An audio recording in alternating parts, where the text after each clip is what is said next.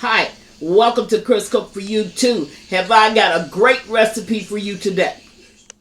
Okay, now we're getting ready with these marshmallow walnut chocolate chip cookies. Here are the ingredients you're going to need. You're going to need flour, sugar, both the white and the brown sugar. You're going to need walnuts, baking soda, chocolate chips, butter, and it should be softened melted butter, eggs, that's the vanilla extract. That's some warm water because you're going to need that for your baking soda mixture. Salt, marshmallows, and you can use any kind of marshmallows you want. I chose the mini marshmallows. So let's go over to the mixer and get this started. Now, already she has put in, and of course, you know this is my daughter, she has put in her melted butter, and it was 2 sticks. So to that, she's going to add her granulated white sugar, and then she's going to add in her brown sugar. Now she's going to allow this to mix. And of course, you saw right there it was mixing a little bit slower for her. So what she did is she turned that mixer up some. Now, this is my other daughter, so I hope you don't get drunk from the way she's holding the camera. But this is my other daughter, and she's relatively new at this, and she's holding the camera for her. So she had to get herself adjusted, and you'll see her calm down after a few minutes. So the melted butter, the softened butter, the granulated sugar, and the brown sugar is in. Now she's going to add to that her eggs, and you want to do your eggs one at a time. Don't worry about it. As always, you know that your recipe is going to be in the description box, um, up underneath the video or the tutorial. Now, in goes the vanilla extract, and you want to get all of these mixed together before you start to add your flour. And basically, you're doing it pretty much like you would do a cake.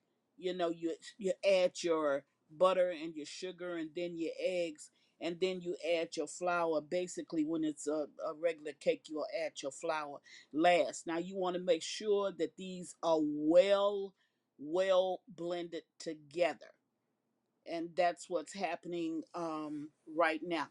Now, this is a good cookie. This is your marshmallow walnut chocolate chip cookie. I think it's great to have just sit out for your guest that's going to be coming during the Christmas holidays. Now, you know we always add a cookie to my menus during the or to my tutorials for Christmas. We always add cookies because cookies are great for the kids to have, to have something to munch on, and they're good for any time. But the more different cookies that you have sitting out, it gives your family and your guests great variety. So the next that you want to add to these ingredients, you want to add, that is the baking soda that's going in, and you're going to add that to warm water. It's only a small amount. Again, your ingredients will be listed at the bottom of the tutorial, but you want to add that baking soda to the warm water, and you want to mix it together and then put it into your ingredients. Now, there you saw her take the salt, and she mixed the salt with the flour. She's stopping the mixture just to scrape down the bowl. You want to always scrape down your bowls because you want to get all of that's lingering on the sides of the bowl, and you want to get that's in the bottom of the bowl. So you want to make sure that you scrape that down really, really good, especially before you get ready to add the flour, which is going to be the next step in this recipe.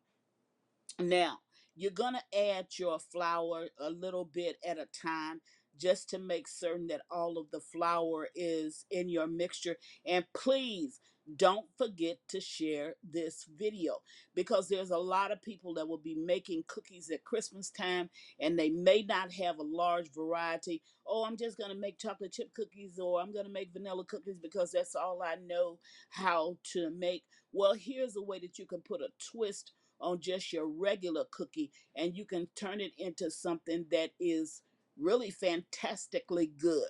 And I think that if you try this recipe, as a lot of my recipes, you're going to truly enjoy it. And if you do exactly what you see us do, then there should not be any problems with the texture or with the taste.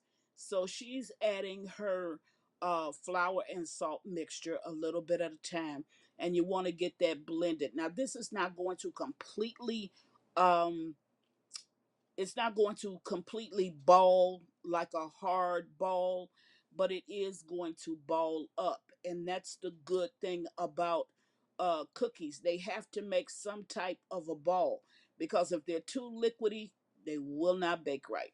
And you know that you have done something that is incorrect.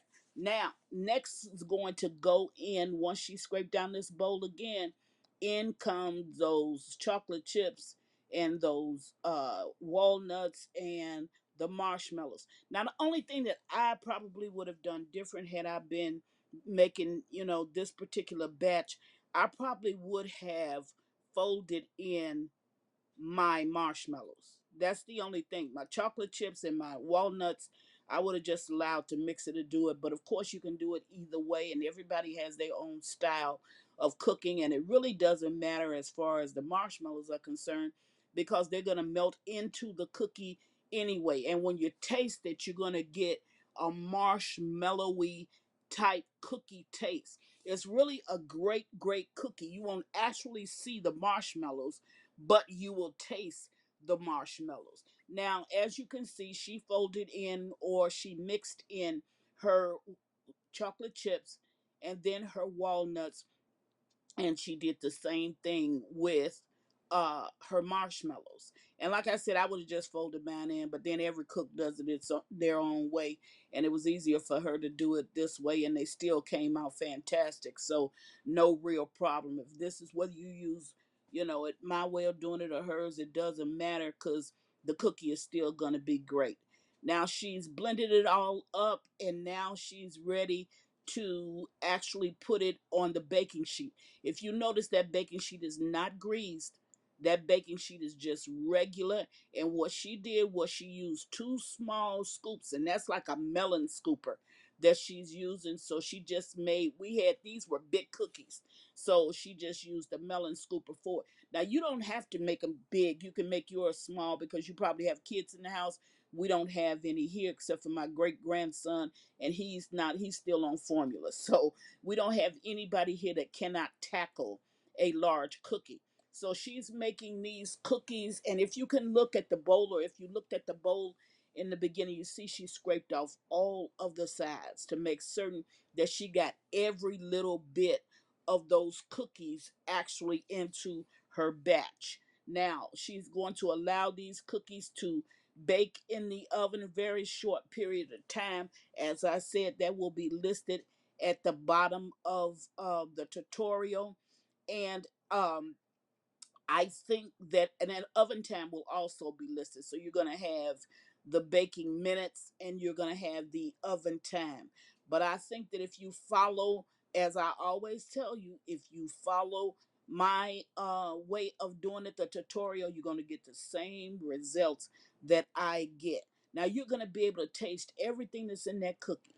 You can see a speck of the marshmallow right there on top of that one, but you're going to taste the marshmallows, the walnuts, and you're going to take the chocolate chips. Okay, here is the finished product. The cookies are done. As you can see, the marshmallows have melted into the cookies, but the cookie, you're going to taste that marshmallow along with the chocolate chips and the walnuts. Hope you enjoy these cookies. Try them. Keep them bright like I got them. Okay, don't get them any darker than that. Thank you for watching this video. I hope you try it. Please follow me on Instagram and Facebook at Chris Cook for You too. And don't forget to share this video. Bye.